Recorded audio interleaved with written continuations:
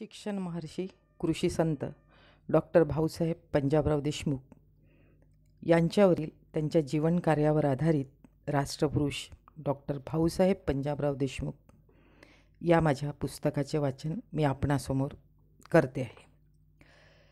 अमरावती जिल्ह्यातील नांदगाव खंडेश्वर तालुक्यातील पापड हे एक ऐतिहासिक परंपरा लाभलेले छोटे खेडे. या गावातील शामराव बापू आणि राधाई म्हणजे प्रेम, निष्ठा, प्रामाणिकपणाची मूर्तिमंत प्रतीकं. अशा कष्टिक संस्कारित आईवडिलांच्या पोटी पंजाबराव देशमुखांचा जन्म 27 डिसेंबर 1898ला झाला. बाळाच्या गोंडस तेजस्वी चेहऱ्याकडे कुतूहलाने पाहत आयाबाया कुजबुजल्यात. किती सुंदर, गोजीरवानं बाळ, नक्कीच मोठा माणूस बनेल, कदमांच्या घराण्याचं नाव उज्ज्वल करेल. विदर्भाच्या कसदार मातीत जन्माला आलेला हा हिरा म्हणजे डॉक्टर भाऊसाहेब पंजाबराव देशमुख, ज्यांनी विदर्भाच्या सामाजिक, शैक्षणिक आणि राजकीय इतिहासात मानाचा तुरा खोवला. कष्टिक, सात्विक, सौज्वळ आईवडिलांच्या सावलीत पंजाबराव हळूहळू मोठे होऊ लागले. परिश्रमाने मातीचे सोने करणारा वडिलांचा स्वभाव, आई चांदूर रेल्वेजवळील सोनगावच्या श्रीमंत नामांकित सराडांच्या घरात वैभवात वाढलेली. परंतु शामराव बापूंच्या गरीब संसार अडीअडचणीवर मात करीत ती स्वाभिमानाने जगली, आनंदाने जगली. शामराव बापूंच्या साध्या, सरळ, जिद्दी व्यक्तित्वाचा तिला अतिशय अभिमान होता. अशा अस्सल संस्कारात भाऊंचं बालपण आकार घेत होतं. अडल्या नाडल्या लोकांची घरी सतत ये-जा असायची. अंगावर 10 ठिकाणी जीर्ण झालेले कपडे, कष्टाने रापलेले चेहरे पाहून बाल पंजाबचे मन दुःखी व्हायचे. देहाची झोळी करून ही कष्टिक माणसं जगाला पोचतात, देशाच्या भुकेल्या पोटात अन्न ओततात, त्याला जीवन देतात. तरीही व्यक्तिगत जीवनात ही माणसं पैशाला महाग होतात. ज्या जमिनीवर आयुष्याची स्वप्न पाहतात तिच्याच कर्जात बुडून अतृप्त, कफल्लक म्हणून मरतात. पंजाबरावांच्या मनावर अनेक प्रश्नचिन्ह उमटायचे. शेतकऱ्याचं जिणं त्यांच्या मनाला अस्वस्थ करायचं. रात्रीच्या थकत्या प्रहारात भाऊ आईच्या कुशीत उबदार पदराखाली पहुडायचे. गायी जनावरांच्या सेवेत दिवसभर राबणारे, मातीच्या गंधाचे कष्टिक हात भाऊंच्या शरीरावरून मायेच्या जिव्हाळ्याने फिरायचे. आईच्या ओल्या कनवाळू स्पर्शात तिच्या कष्टाचा गंध बाल पंजाबला अतिशय वेदना द्यायचा. तिच्या उपदेशाच्या प्रेमळ सहवासात पंजाब हळूहळू झोपी जायचा. मुळातच शिक्षणाची आवड असणारी राधाई आणि शामराव बापू त्यांना विद्येचं महत्त्व पटवून द्यायचे. बाबू, अभ्यास करीत जा, अभ्यास करशील तर मोठा माणूस होशील. बापूचे कष्ट कमी होतील. शेतकऱ्यांच्या जीवनात लय कष्ट आहेत बाबू, कष्टाशिवाय घासही पोटात जात नाही त्याच्या. बापू पैशानं कमी असले तरी हिमतीनं बाके आहेत अजून. त्याले शिक्षणाची लई आवड आहे. तू शिकून सवरून मोठं व्हावं, शेतकऱ्याचं दुःख वाटून घ्यावं, गोरगरिबाले मदत करावी असं लय वाटतं तुया बापूले. तू कितीही शिकला तरी पैका खर्च करायला तयार आहेत बापू. आईच्या निर्मळ, साहसी उपदेशानं मुळातच शिक्षणाची आवड असणारा पंजाब भविष्याचे पंख लिहून दूर दूर आकाशात झेप घेऊ लागायचा.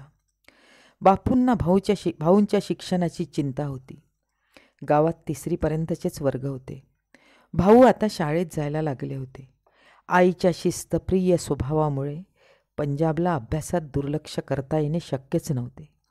मन लावून न चुकता पंजाब अभ्यास करायचा. आजूबाजूच्या खेड्यातील अनेक मुलं शिक्षणाकरता आता पापडला येऊ लागली होती.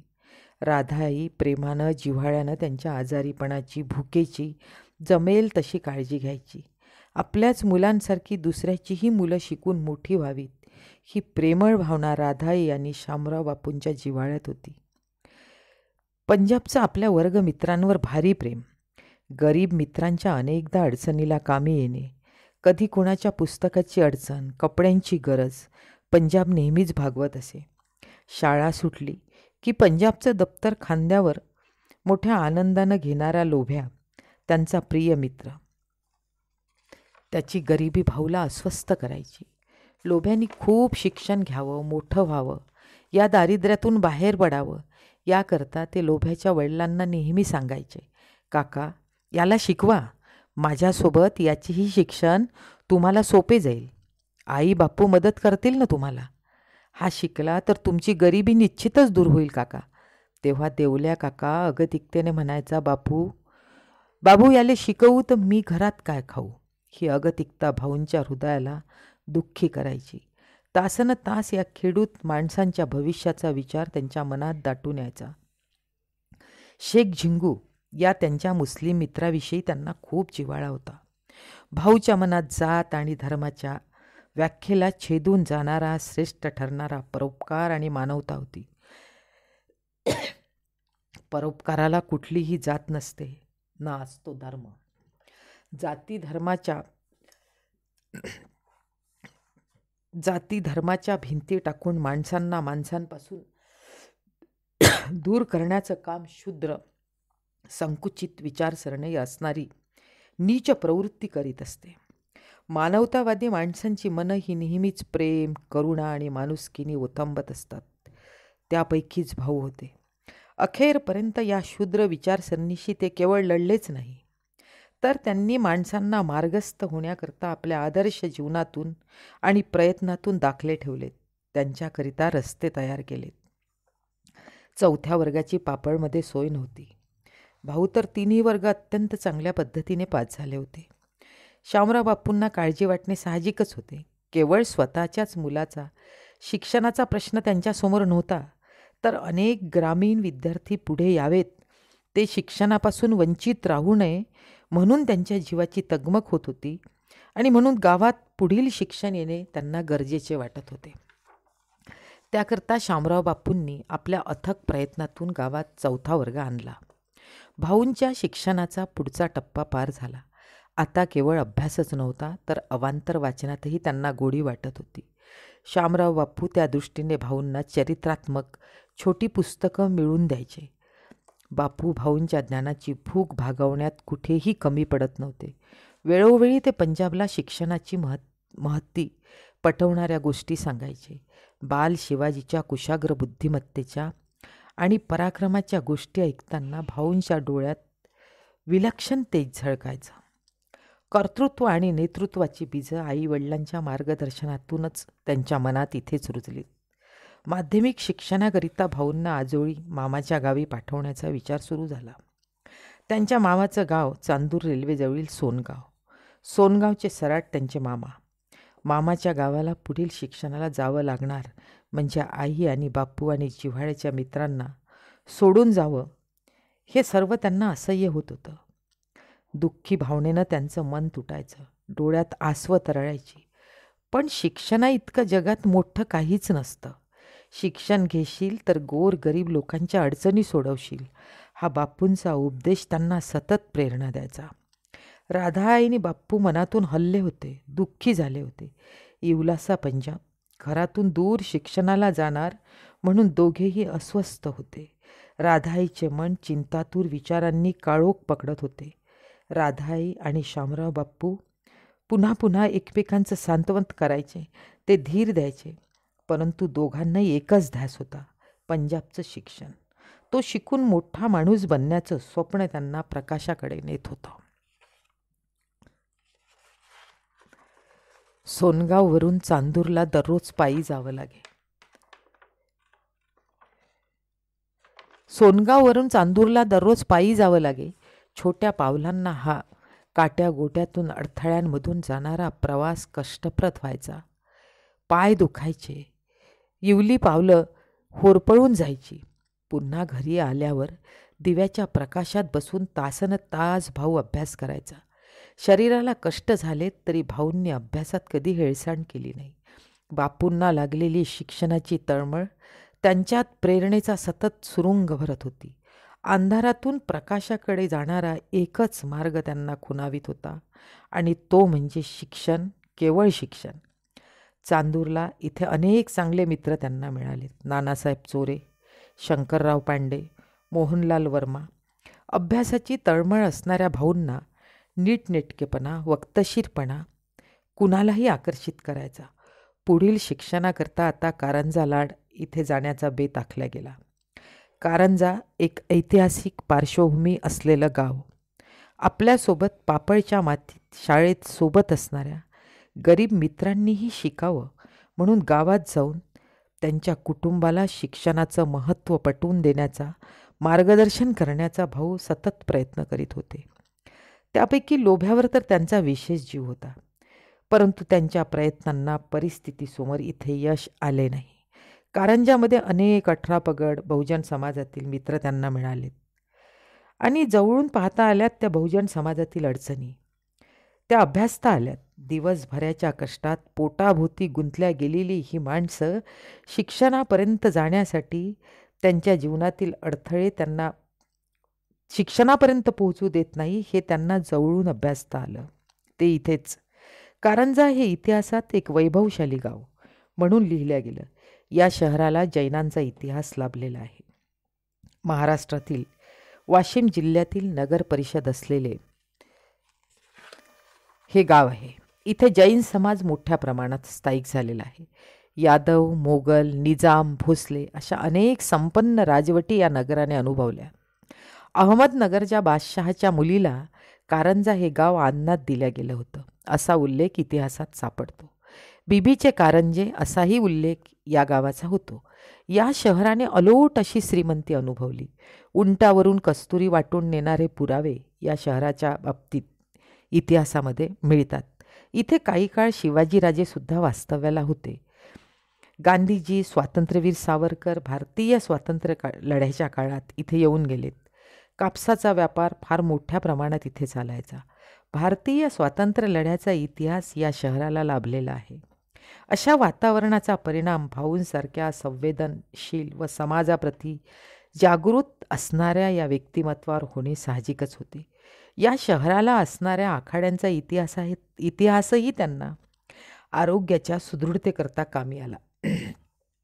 दररोज व्यायाम करण्याची सवय इथेच त्यांच्या अंगी जडली. कारंजाच्या एव्ही स्कूलमध्ये ते आता जाऊ लागलेत. शाळेच्या दैनंदिनीत ते अत्यंत दक्ष होते, नियमित होते. अनेक चांगल्या शिक्षकांचं लक्ष त्यांच्याकडे आकर्षित होण्याइतकी नियमितता, हुशारी, टापटीपपणा या गोष्टी त्यांच्याजवळ होत्या. म्हणूनच शिक्षकांची मर्जी संपादन करण्यात त्यांना वेळ लागला नाही. हुशार विद्यार्थी म्हणून शाळेत त्यांचा नावलौकिक होता. इंग्रजी हा त्यांचा अतिशय आवडीचा विषय. इंग्रजीची कुठलीही उत्तरं ते अगदी क्षणात द्यायचे. चित्रकला शिकवणारे शेख गुरुजी. चित्रकला म्हणजे विद्यार्थ्यांना आनंदाची पर्वणीच. शेख गुरुजींच्या वळणदार चपळ हातातून फळ्यावर रेखाटलेली चित्र भाऊ वहीत अगदी सहजरित्या काढत असत.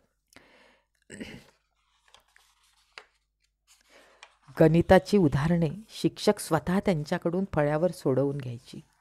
याच गणिताच्या आवडीने त्यांना शिष्यवृत्ती परीक्षेत पुढे चांगले गुण त्यांना संपादन करता आले.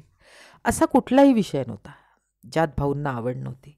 प्रत्येक विषयाचे ज्ञान मन लावून चिकाटीने मिळवण्यात ते अत्यंत पारंगत होते.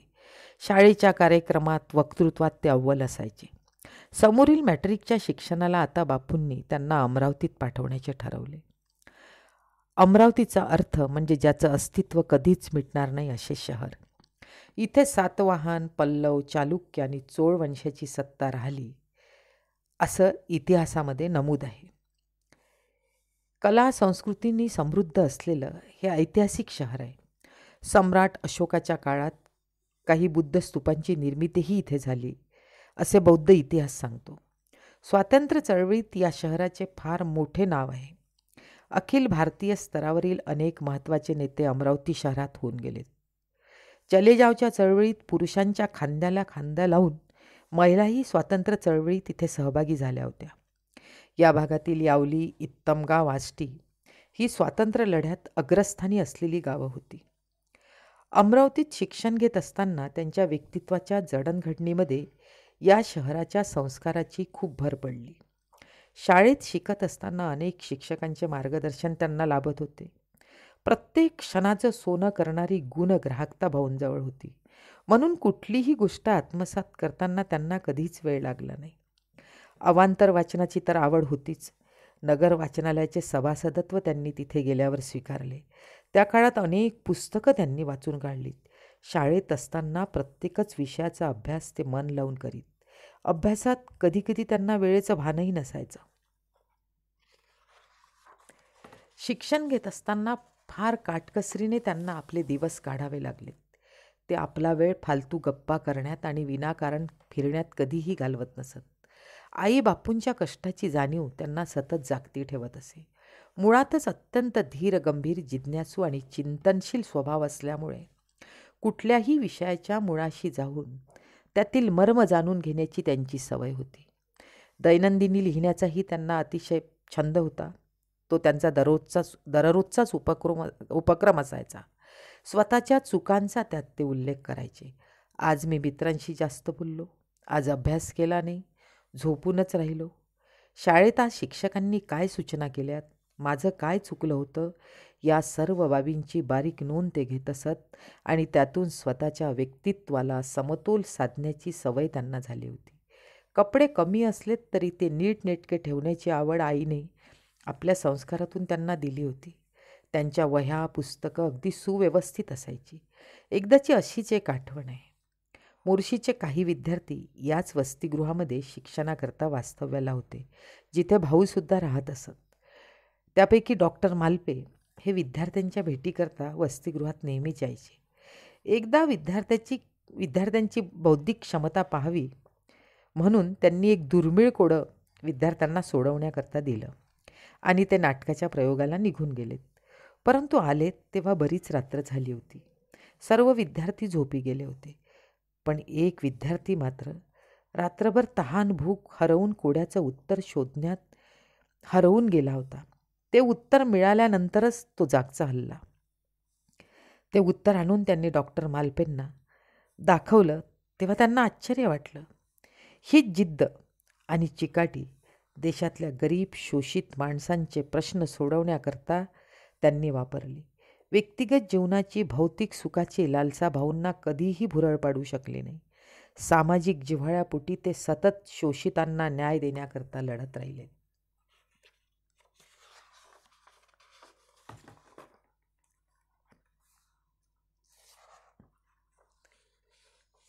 पुढल्या शिक्षणाकरता आता पुण्याच्या फर्ग्युसन महाविद्यालयामध्ये जाण्याचं ठरलं. प्रशस्त विस्तीर्ण जमीन आणि प्रशस्त असा तो तिथला परिसर. तसं पुणे म्हणजे शिक्षणाचं माहेरघर. डॉक्टर पंजाबराव देशमुख यांनी पुण्याच्या फर्ग्युसन कॉलेजमध्ये प्रवेश घेतला. पुण्याचे फर्ग्युसन महाविद्यालय म्हणजे विस्तीर्ण जागेवर असलेली प्रशस्त मोठी इमारत. त्या काळात ही जमीन शिरोळ्याच्या शिरोळे पाटलांनी राजश्री शाहूंच्या माध्यमातून कॉलेजला दान दिली होती. खुद्द राजश्री शाहूंनी 60,000 देणगी त्यावेळेस या फर्ग्युसन महाविद्यालयाला दिली. आगरकर टिळकांच्या महत्प्रयासातून कॉलेजची वाटचाल सुरू झाली. इथे विद्यार्थ्यांच्या विकासाकरता खूप बाबी जमेच्या होत्या. पंतप्रधानांपासून तर विचारवंतांपर्यंत अनेक मोठी माणसं या कॉलेजमध्ये घडली. महात्मा ज्योतिबा फुले, राजश्री शाहू, कर्मवीर भाऊराव पाटील, वि. रा. शिंदे यांच्या सुधारणावादी चळवळीचा गंध पुण्याच्या मातीत रुजलेला होता आणि या वातावरणाचा परिणाम भाऊंच्या मनावर प्रभाव ठेवून गेला. इथे त्यांच्या व्यक्तित्वाला सामाजिक विचारांची धार आली. वाचनाची मुळातच आवड असल्यामुळे त्यांच्या व्यासंगात अधिकच भर पडली. पुण्याला शिक्षणाकरता त्यांच्यासोबत त्यांचे मित्र मोर्शीचे अमृतकर वकील बाबासाहेब देशमुख हेही होते. अभ्यासावर खूप मेहनत घेतली. पुढील शिक्षणाकरता विलायतेला जाण्याचा त्यांनी पक्का विचार केला. त्या काळात भारतात दर्जेदार शिक्षणाचा तुटवडा होता आणि शिक्षणाची तशी केंद्रही उपलब्ध नव्हतीच. पाश्चात्य शिक्षणाचे महत्त्व लोकांना जरा कळायला लागले होते आणि म्हणून इंग्रजी भाषा जाणून घेण्याकरता लोक उत्सुक होते. त्याकरता विलायतेला जाण्याचा पक्का निग्रह आता त्यांनी केला आणि त्यांनी पत्रातून वडिलांना तसं कळवलं. शामराव बाप्पू पत्र वाचून तर अगदी आनंदित झाले. आता जीव विकावा लागला तरी चालेल, पंजाबला विलायतला शिक्षणाकरता पाठवायचं म्हणजे पाठवायचं, हा चंगच त्यांनी मनाशी बांधला.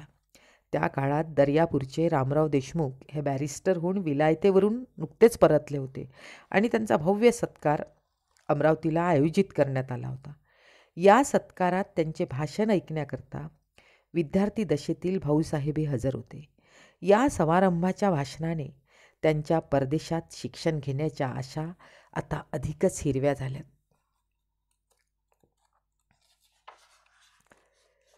परंतु समोर परिस्थितीचा डोंगर उभा होता. विलायतेला शिक्षणाकरता जावं लागलं तर पैसा कसा उपलब्ध करायचा, हा महत्त्वाचा प्रश्न त्यांना सारखा छळत होता. आर्थिक परिस्थिती डळमळीत झालेली होती. शेतीने त्या 2 वर्षात पाहिजे तसा आधार न दिलेला. संपूर्ण भिस्त तर शेतीवरच होती. बापूंच्या खांद्यावरच हा सर्व भार होता. मनातून बापूंनी मात्र हिंमत बांधली. काहीही झालं तरी पंजाबला पुढील शिक्षणाकरता आता परदेशात पाठवायचंच, आणि तसा विचार त्यांनी राधाआईजवळ बोलून दाखवला. पण पैसा कुठून आणायचा, हा एकच प्रश्न आता दोघांच्याही समोर होता. मुलगा परदेशात शिक्षणाला पाठवायचा म्हणजे थोडक्या पुंजीनी थोडी होणार होतं. रक्त आटवेपर्यंत कष्ट करूनही जेमतेम मिळकत हाताशी यायची. शेतकऱ्याचं काळीज म्हणजे त्याची जमीन असते, आणि त्या जमिनीला घाणात टाकून पैसा उपलब्ध करण्याकरता बापूंनी आता मनाचा निग्रह केला. ज्ञानाची प्रचंड भूक असलेल्या या बापाने मुलाच्या शिक्षणाकरता वाटेल ते कष्ट सोसलेत, अपमान झेललेत. त्यांच्या निश्चयाला भाऊ पंजाबरावही हिंमत देऊ लागलेत. बापू, मी जमीन पचवू देणार नाही. शिक्षण घेऊन आलो की सोडवून घेईन, परंतु माझ्या शिक्षणाची संधी मला पुन्हा प्राप्त होणार नाही. तसंही बापूंना पंजाबच्या शिक्षणासमोर जमिनीचं मूल्य मोठं नव्हतंच. मुलाच्या ज्ञानतृष्णेला शमवण्याकरता ते कितीही कष्ट उचलायला तयार होते. राधाआईने तर आवडीने जपलेले अंगावरचे दागिने शामराव बापूंच्या पुढ्यातच आणून टाकले. जमिनीवर कर्ज उचलावे म्हणून अनेक नातेवाईकांचे उंबरठे त्या काळात त्यांनी झिजवलेत, पण केवळ कोरडे उपदेश घेऊन ते परतायचे. त्या काळात स्वाभिमानाला ठेच पोहोचणाऱ्या घटनाही बापूंना पचवाव्या लागल्यात. पण पंजाबच्या शिक्षणाचा एकच ध्यास आता त्यांना लागला होता. शेवटी कारंजाचे सेठ चंदनमल हिराचंद यांच्याकडे त्यांनी आपली जमीन घाणात टाकली. आता जवळ 2 हातांशिवाय काहीच शिल्लक नव्हतं. पण बापू ज्ञानासाठी बुद्ध झालेत, आणि पैसे पंजाबरावकडे सोपवून त्यांनी 21 ऑगस्ट 1920ला SS मालवण या बोटीने डॉक्टर भाऊसाहेब पंजाबराव देशमुखांना पुढील शिक्षणाकरता विलायतेला रवाना केले. या अपरिचित वैभव संपन्न शहरात भाऊंनी पहिले पाऊल ठेवले. शहराची वैभवशाली सुंदर प्रशस्त रचना त्यांच्या मनाला मोहरून गेली. पण त्याच क्षणी त्यांचं मन भारतात गरिबीने पछाडलेल्या दीनदलित जनतेच्या दुःखानं अस्वस्थ झालं. आई बापूंच्या आठवणींची कळ हृदयात उठली आणि लगेच त्यांनी स्वतःला सावरलं. केम्ब्रिजला जाण्याची तयारी त्यांनी सुरू केली. केम्ब्रिजला प्रवेशासाठी प्राथमिक परीक्षेची अट होती. खाजगीरित्या परीक्षेला बसण्याची परवानगी मिळवून त्यांनी गणित, संस्कृत आणि इंग्रजी हे त्यांच्या आवडीचे विषय घेऊन यश संपादन केले. एडिंबरोला राहून त्यांनी अभ्यास सुरू केला. 1921ला ते बॅरिस्टरीची पहिली परीक्षा चांगल्या रीतीने उत्तीर्ण झालेत. इंडियन सिव्हिल सर्व्हिस ICSच्या परीक्षेचा विचार त्यांना आता स्वस्थ बसू देत नव्हता. विद्येची सर्व दालने खुली असणाऱ्या शहरातून आपण खाली परतावे हे त्यांच्या समृद्ध बुद्धीला पटणारं नव्हतंच. त्याकरता त्यांनी अनेक प्रकारची माहिती गोळा केली. अनेक ग्रंथ विकत घेतलेत. ग्रंथ विकत घेण्याची क्षमता नसतानाही स्वतःच्या दैनिक गरजांना कमी करून पुस्तकं विकत घेतली. ICS परीक्षेला त्या काळात खूप महत्त्व होते. दादाभाई नौरोजींनी ही परीक्षा भारतात व्हावी म्हणून इंग्लंडच्या हाऊस ऑफ कॉमन्समध्ये तसा प्रस्तावही ठेवला होता. ICS परीक्षेकरता MA होणे गरजेचे होते. त्यांनी 1921च्या ऑक्टोबर महिन्यात प्रवेश घेतला. संस्कृतचे जागतिक कीर्तीचे प्राध्यापक कीथ यांनी भाऊंच्या अभ्यासाची, ज्ञानाची, चिंतनशीलतेची खोली ओळखली व त्यांना आत्मीयतेने विचारपूस करून MA ऑनर्सचा सल्ला दिला. MAला असताना प्राध्यापक कीथ त्यांना संस्कृत विषय शिकवायचे. संस्कृत हा तर भाऊंच्या जिव्हाळ्याचा विषय होता, आणि याही परीक्षेने त्यांच्या गळ्यात यशाची माळ घातली. याच कालावधीत त्यांनी संस्कृतच्या हुशार विद्यार्थ्यांना मिळणारी फॅन्स डनलॉप संस्कृत रिसर्च स्कॉलरशिप ही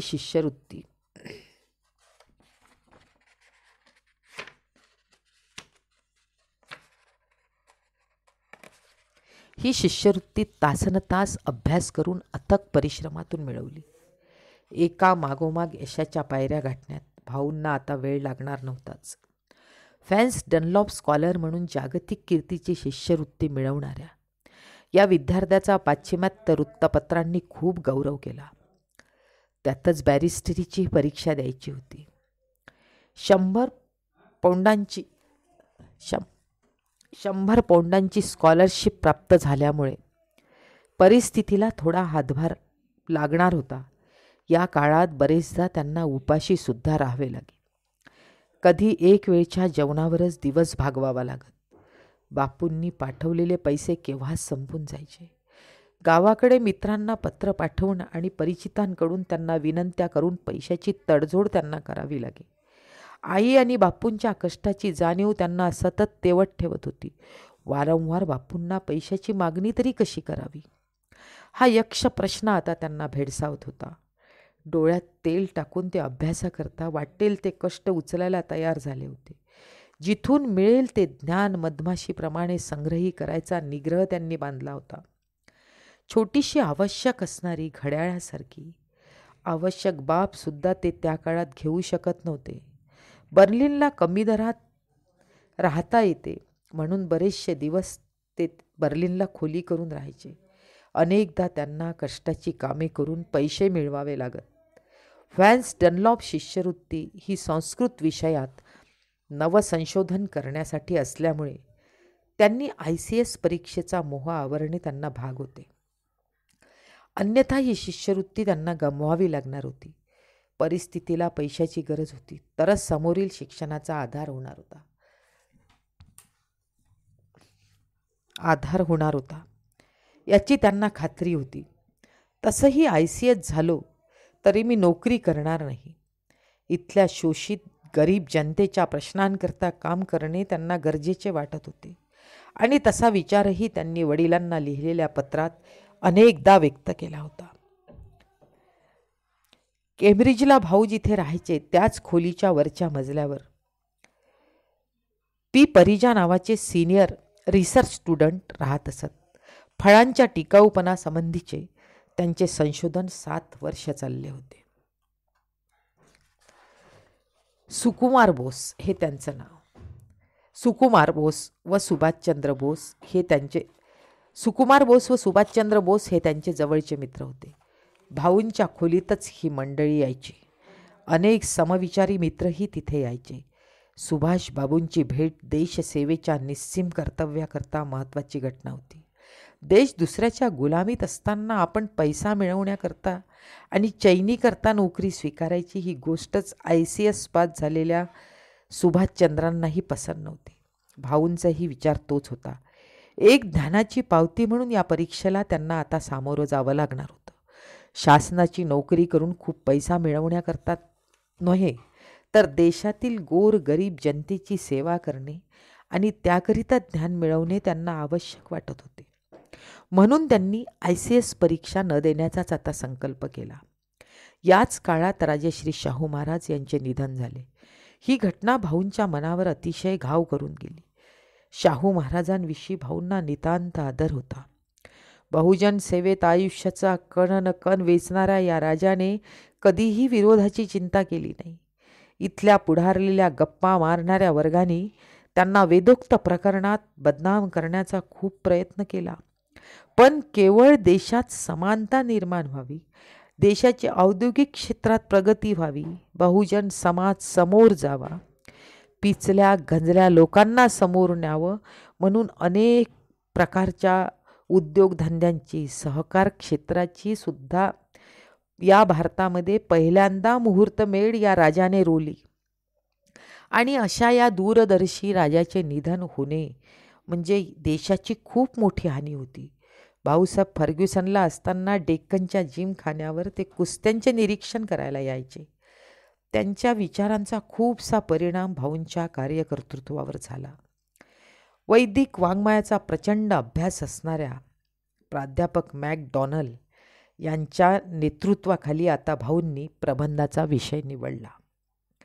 वैदिक वाङ्मयात धर्माचा उगम अत्यंत कठीण असा हा विषय होता. इथे केवळ वेदांचा अभ्यास पूर्ण करून प्रबंध सादर करणे एवढाच त्यांचा विषय नव्हता, तर ज्या वेदांना अपौरुषेय म्हटल्या गेलं, वेद ऐकलेत तरी कानात तप्त शिशांचा रस ओतल्या जायचा, जीभ कापल्या जायची, कुल्ले कापल्या जायचे, ते वेद जाणून घेण्याची जिज्ञासा आता भाऊंना लागली होती. कितीतरी वर्ष बहुजन समाज या वेदांच्या ज्ञानापासून दूर राहिला होता. त्याकरता यातील गम्य जाणून घेणे त्यांना आवश्यक वाटत होते आणि म्हणून त्यांनी खूप मेहनत या प्रबंधावर घेतली. अनेक ग्रंथांचा अभ्यास त्यांनी केला, अनेक ग्रंथ त्यांनी अभ्यासले. सततच्या ज्ञान उपासनेत ते गढून गेलेत. ऑक्सफर्डवरून लंडनच्या ग्रंथालयातही महत्त्वाची पुस्तकं संदर्भ पाहण्याकरता त्यांना जावे लागे. जवळचे पैसे संपत आले होते. बिकट परिस्थितीत आता त्यांचे दिवस चालले होते. चिकटीने अभ्यासपूर्ण अशा प्रबंधाचे अर्धे लेखन आता आटोक्यात आले होते, परंतु अजून अर्धा प्रबंध शिल्लक होता. प्रश्न उभा होता की आता पुढले दिवस इथे कसे काढायचे. आर्थिक अडचण होती, म्हणून त्यांनी ताबडतोब संकलित केलेल्या प्रबंधासोबत एक पत्र जोडलं आणि त्यात त्यांनी विनंती केली, कमालीच्या आर्थिक अडचणीमुळे मला प्रस्तुत प्रबंधाचे लेखन होईपर्यंत इथे राहता येणे कठीण आहे. काही अडचण नसल्यास मला डॉक्टरेट देण्यात यावी. परीक्षकांना त्या प्रबंधात विषयाची अचूकता, गंभीरता आणि परिपूर्णता दिसली. चिंतनशीलता आणि शास्त्रीय मांडणी यांच्या तर्कशुद्ध बुद्धिमत्तेचाच तो प्रबंध म्हणजे पुरावा होता.